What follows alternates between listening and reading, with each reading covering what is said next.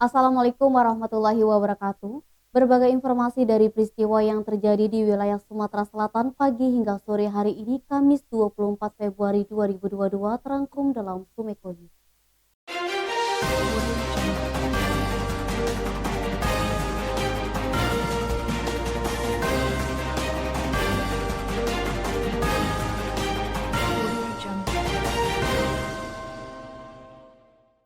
Mengatasi kelangkaan minyak goreng terjadi di sejumlah pasar di Kota Palembang, Dinas Perdagangan Kota Palembang bekerja sama dengan pihak ketiga melakukan operasi pasar minyak goreng Kamis 24 Februari.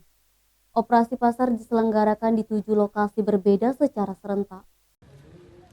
Pemerintah Kota Palembang menggelar operasi pasar minyak goreng di 7 lokasi berbeda, meliputi kawasan Rusun 24 Ilir, Pasar Sekip Ujung, Pasar Mas Krebet, Pasar Tangga Buntung, Pasar KM5, Pasar Padang Selasa, dan Pasar 34 Ulung.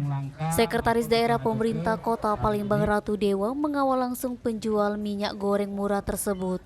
Sebanyak 35.000 liter minyak goreng disiapkan untuk sepekan ke depan. Diharapkan bisa membantu masyarakat. Ratu Dewa mengatakan kebutuhan minyak goreng perorangan per hari sekitar 0,5 liter, sehingga wajar saja jika saat minyak mahal dan langka menjadi persoalan besar di tengah masyarakat. Untuk mengantisipasi kelangkaan, menurut Ratu Dewa harus ada komunikasi yang intens dengan produsen dan distributor, agar stok langsung didistribusikan sehingga masyarakat tidak lama menunggu. Kepala Dinas Perdagangan Kota Palembang Raymond Lauri menambahkan bahwa setiap operasi pasar pihaknya menyiapkan 5.000 liter minyak goreng dengan harga 27.000 per 2 liter atau 13.500 per liter. Sejauh ini, menurut Raymond, kelangkaan minyak goreng karena keterlambatan pengiriman dari distributor kepada agen. Denny, Sumeko TV melaporkan. Tim pengawasan orang asing kantor imigrasi kelas 1 TPI Palembang mendeportasi 1 orang warga negara asing asal Cina. Warga berinisial LJ itu Kamis 24 Februari sekitar pukul 10.00 waktu Indonesia Barat diterbangkan dari Sultan Mahmud Badarudin II ke Bandara Soekarno-Hatta untuk dipulangkan ke negara asal.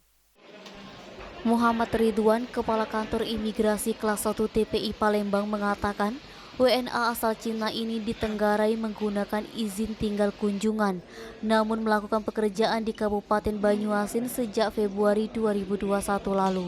LJ diamankan saat berada di Banyuasin, Sumsel, Rabu 23 Februari sekitar pukul 16.00 waktu Indonesia Barat. WNA ini telah bekerja dan tinggal di mes PT Kim di Kabupaten Banyuasin.